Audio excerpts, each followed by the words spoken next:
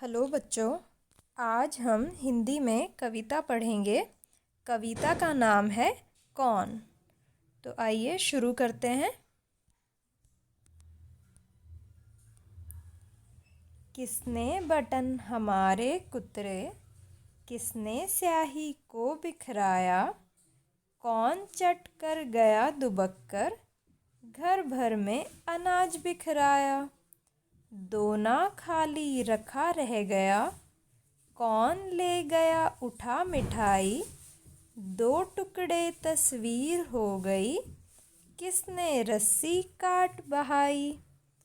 तो यहाँ किसी के बारे में बात हो रही है जो घर में बहुत सारी शरारतें कर रहा है, जिसने बटन कुतर दिए हैं, स्याही को बिखरा दिया है, घर भर में अनाज बिखरा दिया है, मिठाई उठाकर ले गया है, तस्वीर के दो टुकड़े कर दिए हैं, तोड़ दिया है उसे, और रस्सी को भी काट दिया है। अब यहाँ पर एक नया शब्द आया है दोना। दोना का क्या अर्थ होता है? इस तरह की पत्ते की बनी हुई कटोरी आपने देखी होगी, इसे हम दोना कहते हैं। इस तरह की प्लेट भी होती है पत्तों की बनी हुई, उस प्लेट को पत्तल बोला जाता है, और जो कटोरे जैसा होता है उसे हम दोना कहते हैं। ये दोना पत्ते का भी हो सकता है या कागज़ का भी हो सकता है। एक और नया शब्द आया है तस्वीर। तस्वीर का अर्थ होता है चित्र। जैसे ये किसकी तस्वीर है? यहाँ एक हिरन की तस्वीर है। आगे पढ़ते हैं। कभी कुतर जाता है चप्पल, कभी कुतर जूता है जाता, कभी खलीता पर बन आती, अनजाने पैसा गिर जाता। किसने जिल्द काट डाली है, बिखर गए पोथी के पन्ने, रोज टांगता धो धो कर मैं, कौन उठा ले जाता छन्ने। मतलब अब ये शरारती जीव घर में चप्पल जूतों को भी कुतर रहा है। फिर है कभी खलीता पर बन आती, अनजाने पैसा गिर जाता। खलीता क्या होता है? एक छोटी थैली होती है जिसमें हम अक्सर पैसे रख देते हैं, तो वो खलीता को भी कुतर देता है, जिससे उसमें छेद हो जाता है और उसमें से पैसे गिर जाते हैं। उसने किताबों के जिल्द काट डाले हैं, जिससे उसके पन्ने पूरे बिखर गए हैं। जैसे आप अपनी बुक्स को हमेशा कवर करके रखते हैं, संभाल के रखते हैं, तो उसके पन्ने आपस में जुड़े हुए रहते हैं। लेकिन अगर उसका कवर फट जाएगा, यानी कि उसके ऊपर जो मोटा एक पेज लगाया जाता है जिससे सारे पेजेस एक साथ बंधे रहते हैं, अगर वही कट जाएगा तो उसके सारे पन्ने बिखर जाएंगे। और इसके बाद ये क्या कर रहा है कि रोज़ जो धो धोकर छन्ने टांग रहा है उन्हें भी उठा ले जाता है। छन्ने क्या होता है? एक तरह का कपड़ा होता है जिसे छानने के लिए इस्तेमाल किया जाता है।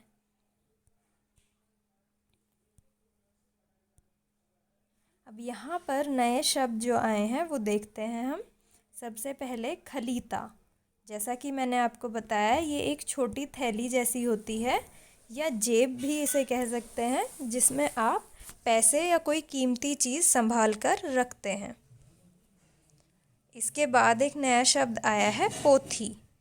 पोथी का अर्थ होता है एक छोटी किताब। छन्ने, जैसा कि मैंने आपको बताया, छन्ने का अर्थ होता है एक तरह का कपड़ा जिसे छानने के लिए इस्तेमाल किया जाता है। इस तरह का कपड़ा आपने किचन में देखा होगा जब आपकी मम्मी किसी चीज़ को छानने के लिए उसका इस्तेमाल करती हैं।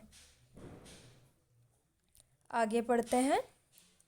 कुतर कुतर कर कागज़ सारे, रद्दी से घर को भर जाता, कौन कबाड़ी है जो कूड़ा, दुनिया भर का घर भर जाता। कौन रात भर गड़बड़ करता, हमें नहीं देता है सोने, खुरखुर करता इधर उधर है, ढूंढा करता छिप छिप कोने।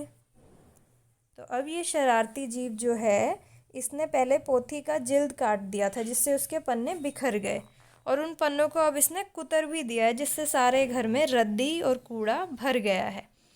ये रात भर गड़बड़ करता रहता है, इधर उधर कोने में छिपने की कोशिश करता है, आवाज़ करता रहता है और रात भर सोने भी नहीं देता है। अब यहाँ पर नए शब्द आए हैं रद्दी। रद्दी का अर्थ होता है कबाड़, खराब चीज़ें जो आप इस्तेमाल नहीं कर सकते हैं। कबाड़ी, कबाड़ी मतलब जो रद्दी को इकट्ठा करता है और इनको वो आगे फैक्ट्रियों में बेचता है, जिससे उनका इस्तेमाल रिसाइकलिंग में और नई चीज़ें बनाने में किया जा सके। रोज़ रात भर जागता रहता, खुरखुर इधर उधर है धाता, बच्चों उसका नाम बताओ, कौन शरारत यह कर जाता। तो अब तक आप पहचान तो गए होंगे कि ये सारी शरारतें कौन सा जीव कर रहा है। ये सारी शरारतें एक चूहे की है। एक चूहा ही है जो घर में हर चीज़ को, कपड़े को, जूते को, कागज़ को कुतरता रहता है, खाने की चीज़ों में वो छेड़खानी करता रहता है। और इस कविता को लिखने वाले कवि का नाम है सोहनलाल द्विवेदी। अब हम इस कविता के कुछ प्रश्न उत्तर करते हैं। पहला प्रश्न है, कविता को पढ़कर बताओ कि यह शरारती जीव घर में कहाँ कहाँ गया।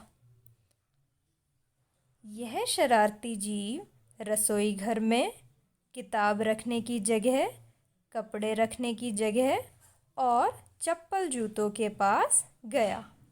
तो ये सारी कुछ जगह है जहाँ ये शरारती जीव गया।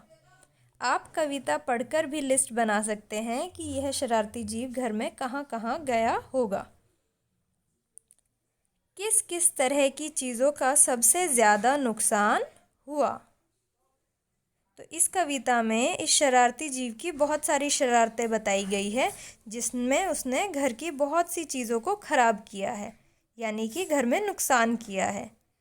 तो आप बताइए कि उसने किस किस चीज़ का नुकसान किया। कपड़े, किताबें और खाने की चीज़ों का सबसे ज़्यादा नुकसान हुआ। कविता में बहुत से नुकसान गिनाए गए हैं।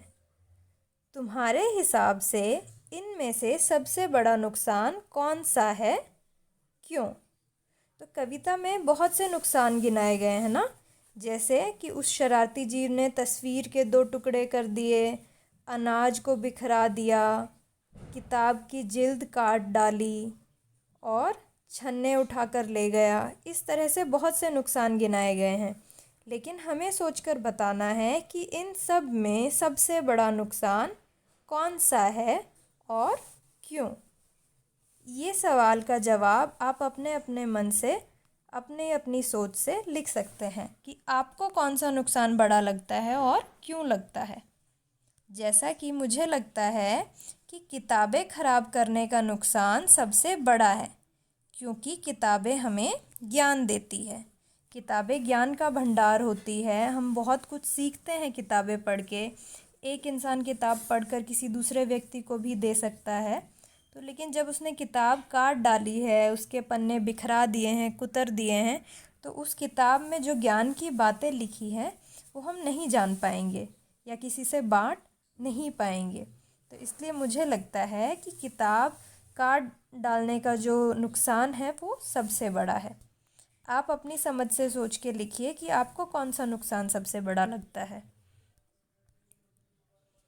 कविता में किसकी शैतानियों की बात कही गई है, तुमने कैसे अनुमान लगाया? तो ये तो आप सभी जान चुके हैं। मुझे लगता है कि कविता में चूहे की शैतानियों की बात कही गई है, क्योंकि वह चीज़ें कुतरता है। अब जैसा कि आपने कविता पढ़कर यह जान लिया कि यह जीव घर में चीज़ें कुतर रहा है, जूते कुतर रहा है, चप्पल कुतर रहा है, कपड़े, इसके अलावा कागज़। तो ये कुतरने वाले काम कौन सा शरारती जीव घरों में करता है? चूहा करता है। आप ये सब कविता ध्यान से पढ़िए और उसके बाद इसके कुछ नए शब्द और प्रश्न उत्तर को दोहराइए। धन्यवाद।